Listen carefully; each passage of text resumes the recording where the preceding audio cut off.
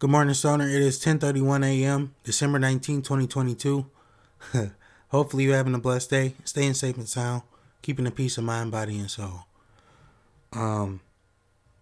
Welcome to a read-along, so to speak, of Smoke Signals, the book we had mentioned yesterday. Social history of marijuana, medical, recreational, and scientific.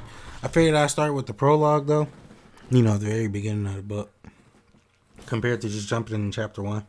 It says, the tall mustached Texan on horseback looks like the quintessential cowboy with his Stetson hat, red bandana, dusty boots, and jingly spurs. His sunburned arms and leathery face show the wear and tear of a rugged outdoorsman. But Howard Woodridge isn't your typical cowboy. He's a retired police detective who's riding across the country to promote a provocative message: legalize marijuana and other drugs.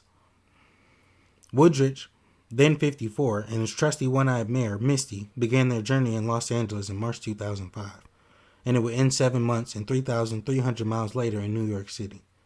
With a bedroll and a bag of carrots tied behind the saddle, they clippity-clop from coast to coast, attracting attention and generating press coverage as they passed through cities and towns. Along the way, they had to contend with rattlesnakes in Arizona and New Mexico and the blistering summer heat of the Great Plains.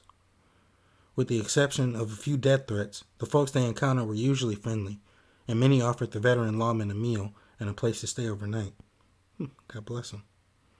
The horse is a wonderful vehicle because people relate to the cowboy cop image, Woodridge explained. Then we started talking politics. Another surefire attention grabber was the t-shirt he often wore, with the slogan, "Cops say legalize drugs, ask me why." During his transcontinental trek, Woodridge lectured on criminal justice issues at several colleges and universities.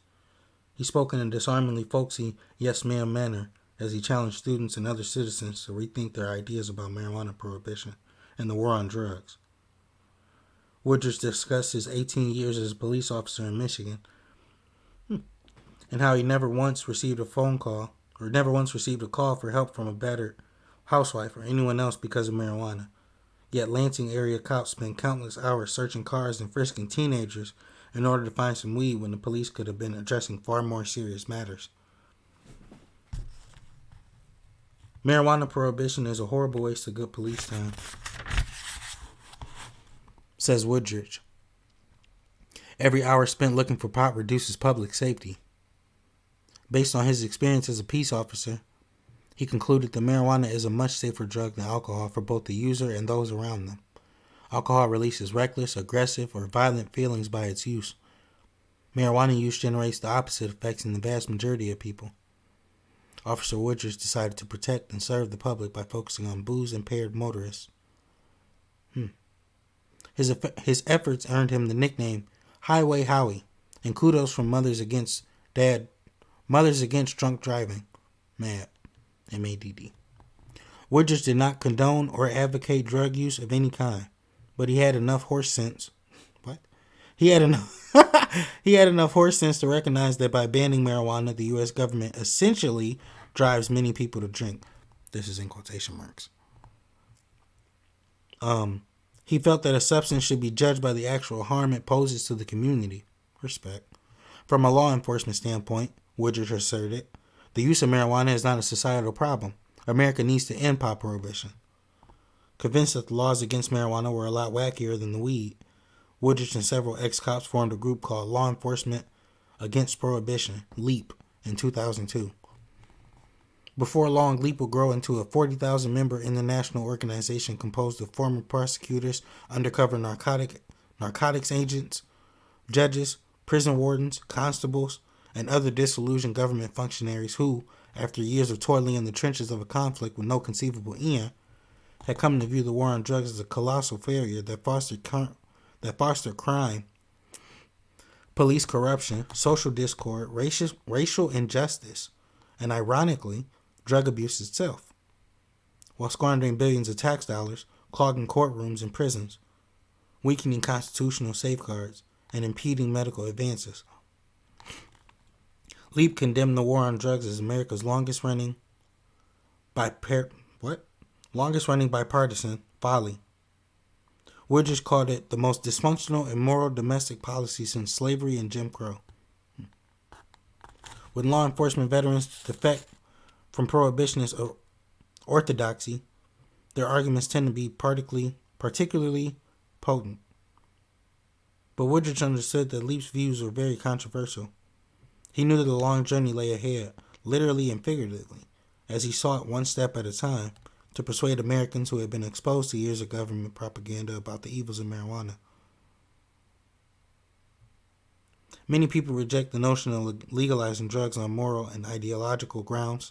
They see marijuana first and foremost as a dangerous recreational drug, a harbinger of social decay. They believe the oft-repeated claim that smoking grass is a gateway to harder drugs.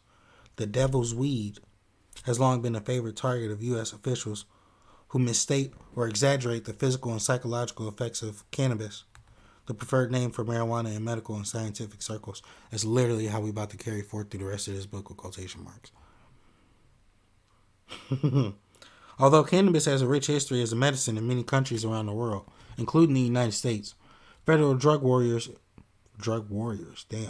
erected a labyrinth of legal and institutional obstacles to inhibit research and prevent the therapeutic use of the herb. They assembled a network of more than 50 government agencies and waged a relentless campaign against the marijuana scourge. A crusade that entailed sophisticated aerial surveillance. I gotta start reading more. Paramilitary raids, border patrols, censors, eradication sweeps, the spraying of herbicides, national TV ads, anti-drug classes in schools, and mandatory minimum prison terms for marijuana offenders, including an inordinate number of black and Latino youth.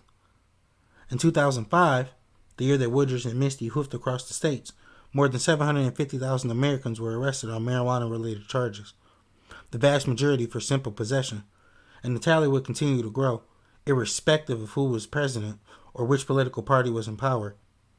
Despite billions of dollars allocated annually to curb cannabis consumption, half of all American adults smoke the funny stuff at some point in their lives. An estimated 15 million U.S. citizens use marijuana regularly. Marijuana is by far the most popular illicit substance in the United States with 10,000 tons consumed yearly by Americans in their college dorms, suburban homes, housing projects, and gated mansions. Pot smoking cuts across racial, class, and gender lines. It has become such a prevalent, mainstream practice that cannabis users are apt to forget they are committing a criminal act every time they spark a joint. Respect. The history of marijuana in America has long been a history of competing narratives, dueling interpretations.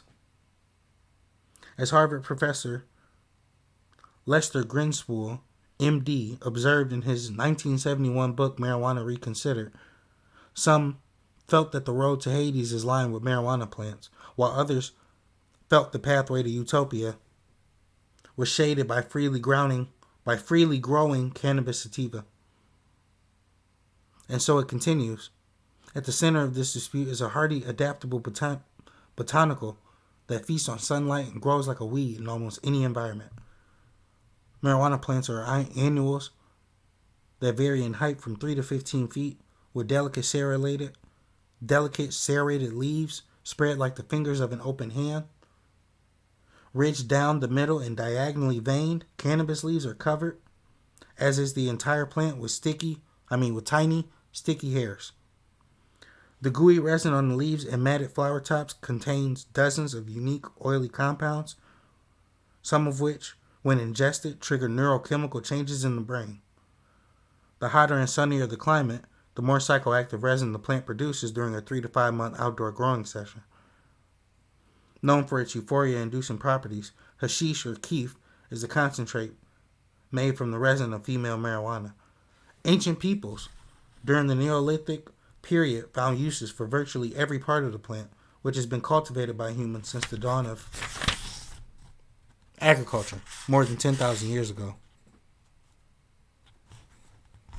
The stems and stalk provided fiber for cordage and cloth.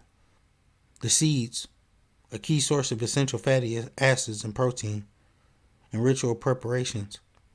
A plant native to Central Asia, Cannabis figured prominently in the shamanistic traditions of many cultures, handed down from prehistoric times. Knowledge of the therapeutic qualities of the herb and the utility of its tough fiber slowly spread throughout the world, starting from the Kush, the herb's presumed ancestral homeland in the Himalayan foothills. The plant's dispersal across Eurasia into northern Europe followed the extensive migratory movements of the Scythians, aggressive charioteers in the second millennium BC. A famous passage in Herodotus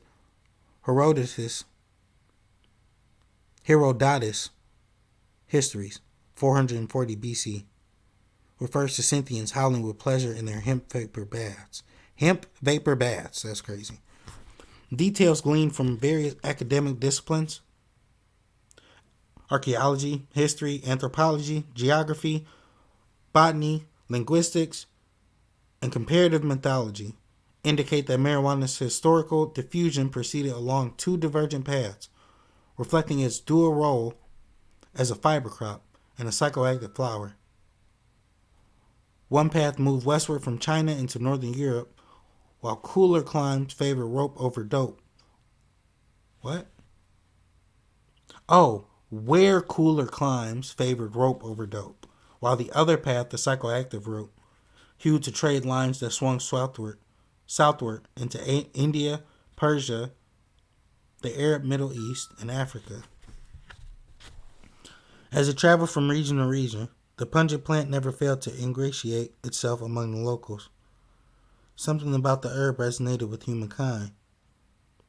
Once it arrived in a new place, cannabis always stayed there, while also moving on, perpetually leaping from one culture to another.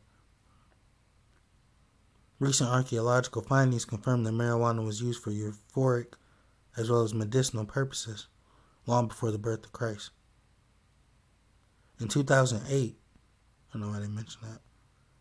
In 2008, an international research team analyzed a cache of cannabis discovered at a remote grave site in northwest China. The well-preserved flower tops have been buried alongside a light-haired, blue-eyed Caucasian man, most likely a shaman of the Gushi culture. Wait, what? The well-preserved flower tops have been buried alongside a light-haired, blue-eyed Caucasian man, most likely a shaman of the Gushi culture, about 27 centuries ago. Biochemical analysis demonstrated that the herb contained tetrahydrocannabinol, THC, the main psychoactive ingredient of marijuana. To our knowledge, these investigations provide the oldest documentation of cannabis as a pharmacologically active agent, concluded Dr. Ethan Russo, lead author of the scientific study. It was clearly cultivated for psychoactive purposes rather than for clothing or food. The first reference to the medicinal use of cannabis also dates back to 2700 BC. It was subsequently recorded in the Pinsao Qing, the pharmacopoeia of Emperor Shen Nung, the father of traditional Chinese medicine, credited with having introduced the custom of drinking tea. Shen Nung recommended marijuana, for more than 100 ailments, including female weakness, gout, rheumatism, malaria, constipation, beriberi, and absent-mindedness. Shen Nung called Ma one of the supreme elixirs of immortality. If one takes it over a long period of time, one can communicate with spirits, and one's body becomes light. The Pinsao Qing advises, when consumed in excess, however, it makes people see demons. Damn. Hallucinations. Okay. Chinese physicians employed a mixture of cannabis and alcohol as a painkiller in surgical procedures. Hold on one sec. I just wanted to hit my vape and take a sip of coffee. I've been eating for like 14 minutes strong. Thank you. In India, cannabis consumption had long been part of Hindu worship, and Ayurvedic Ayurvedic medical practice. According to ancient Vedic texts, the psychoactive herb was a gift to the world from the god Shiva. Where the nectar of immortality landed on earth, ganja sprang forth. Damn, that's heavy. Longevity and good health were attributed to this plant, which figured prominently in Indian social life as a recreant, a religious sacrament, and a household remedy. Hindu holy men smoked hashish and drank bhang, a cannabis-infused cordial, as an aid to devotion and meditation. Folk healers relied on ganja, the food of the gods, for relieving anxiety, lowering fevers, overcoming fatigue, enhancing appetite, improving sleep, clearing phlegm. Really? And a plethora of other medical applications.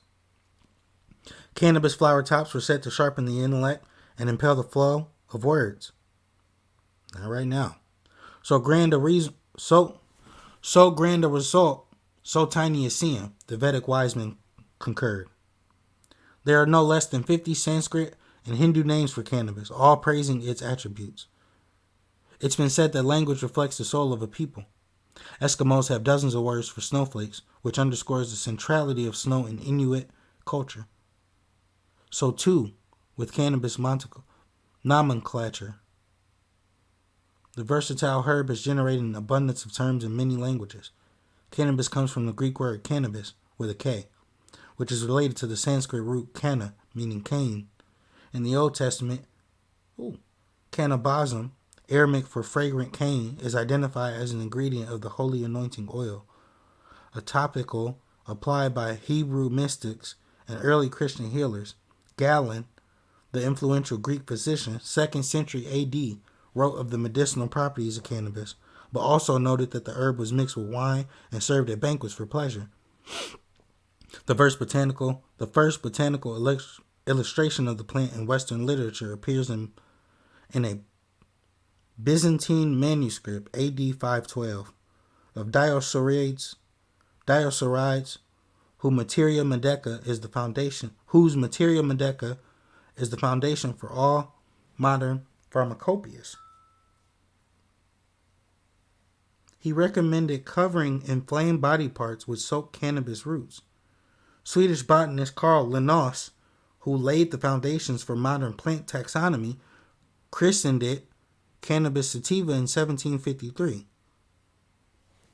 Hemp, the common English name for cannabis through modern times, usually refers to northern varieties of the plant grown for rope, paper, fabric, oil, or other industrial uses. It derives from the Anglo-Saxon hennep or henep. Differences in climate account. That was the end of that sentence. Differences in climate account for the paucity of hemp's resinous secretion compared with its psychoactive twin closer to the equator. Of the multitude of terms associated with the cannabis plant, marijuana is the most universally recognized and widely used within the English-speaking world, even though it is not actually an English word. Marijuana is a Spanish language colloquialism of uncertain origin. It was popularized in the United States during the 1930s by advocates of prohibition, who sought to exploit prejudice against despised minority groups, especially Mexican immigrants. Intended as a derogatory term, or derogatory slur, marijuana, spelled with a J or H, quickly morphed into an outsized American myth. Slang words for marijuana in English are legion, grass, reefer, tea, pot, dope, weed, bud, skunk, blunt, Mary Jane, spliff, chronic, doobie, muggles, cowboy tobacco, I've never heard that one, or hippie lettuce, never heard that one either. And there are nearly as many terms for getting high, stoned, buzzed, blitzed, medicated. One could fill dictionaries with the shifting jargon related to cannabis. The profusion of idiomatic expression is in part an indication of the plant's unique allure, as well as the perceived need for discretion and code words among users of the sought-after illegal commodity on the planet. Of the most sought-after illegal commodity on the planet. According to a 2009 United Nations survey, an estimated 166 million people worldwide, 1 in every 25 people between the ages of 15 and 65, have either tried marijuana or are active users of the herb. Today, There is scarcely any place on earth that cannabis or its resinous derivatives are not found. A cannabis underground thrives from Greenland to Auckland to Tierra del Fuego. Nice. What accounts for marijuana's broad and enduring appeal? Why do so many people risk persecution and imprisonment to consume the forbidden fruit? Does cannabis cast an irresistible spell that bewitches its users? Is the herb addictive, as some allege? What happens when a society uses marijuana on a mass scale? It is difficult to generalize about cannabis, given that its effects are highly variable, even in small doses. When large doses are imbibed, all bets are off. Marijuana can change one's mood, but not always in a predictable way. Immediate physiological effects include the lowering of body temperature and an aroused appetite. For sure. Flavors seem to jump right out of food, don't it? Realms of touch and taste and smell are magnified under the herb's influence. Yes. Quickened mental associations and a robust sense of humor are often accompanied by a tendency to become hyper-focused, wrapped in wild observation of everything. As Jack Kerouac, the beach scribe, put it. Similarly, Michael Pollan touted the italicization of experience. Is there italicization? Italicization of experience that cannabis confers. The seemingly virginal noticing of the sensate world. There are detailed descriptions of the marijuana experience in literature that attest to the herb's capriciousness,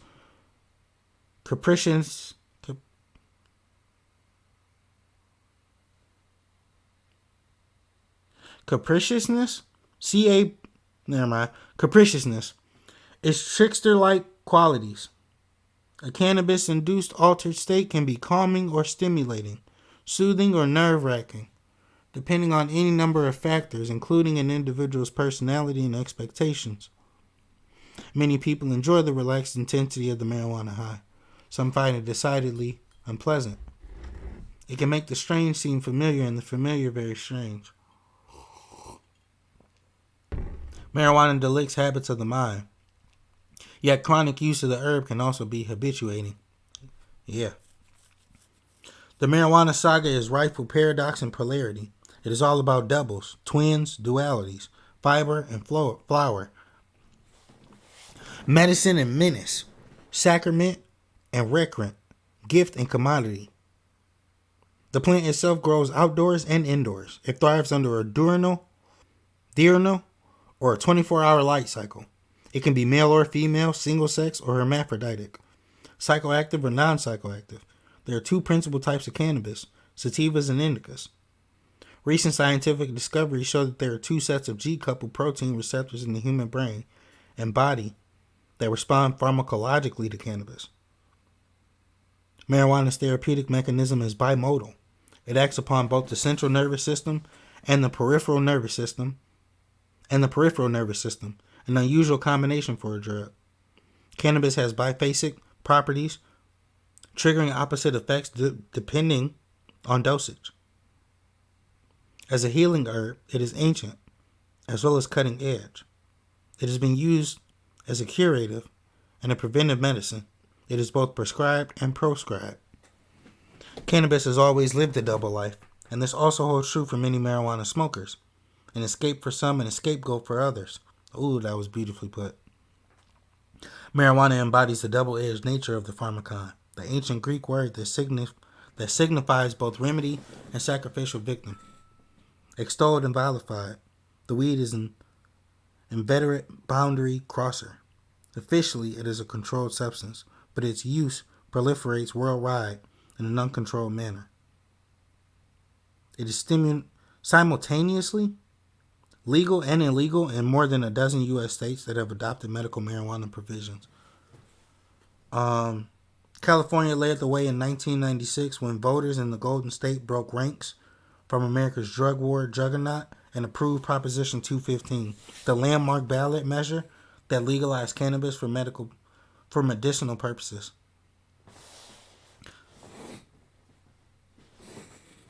It's been an ugly, fractious battle ever since Oh, it's been an ugly fractious battle ever since, as the federal government, working in tandem with state and local law enforcement officials, responded to the medical marijuana groundswell by deploying quasi-military units against U.S. citizens, trashing homes, ripping up gardens, shutting down cannabis clubs, seizing property, threatening doctors, and prosecuting suppliers. Much more was at stake than the provision of a herbal remedy to ailing Americans. Smoke Signals is a cautionary tale about U.S. government corruption and constitutional rights under attack. It tells the story of several exemplary characters who struggled against heavy odds.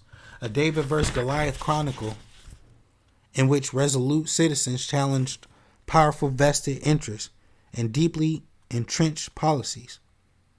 This book also draws attention to underreported scientific breakthroughs and addresses serious health issues that affect every family in America, where popular support for medical marijuana far exceeds the number of those who actually use the herb. The wildly successful and wildly misunderstood medical marijuana movement didn't appear overnight. It was the culmination of decades of grassroots activism that began during the 1960s, when cannabis first emerged as a defining force in a culture war that has never ceased. In recent years, this far-flung social movement has morphed into a dynamic multi-billion-dollar industry, becoming one of the phenomenal business stories of our generation. The marijuana story is usually many stories, all woven into one grand epic about a remarkable plant that befriended our ancestors, altered their consciousness, and forever changed the world in which we live. That's the end of the prologue of this, though. Chapter 1 is called Herb Lore, Black and Blue. If you enjoyed this little read along, please let me know in the comments down below if you want to finish this book or not. I'm down. It's kind of really up to you. If you enjoyed this video, though, please give it a thumbs up. Share with your friends and family and whoever else you may know. It is all greatly appreciated. God bless you, and I pray your dreams come true. Please do not drink and drive. It is absolutely not the move. Do not risk it. Just cut your Uber or call a friend. I love you, and I'll see you later on. God willing, I'll see you later on today with some Don't Starve. Until the end, stay safe.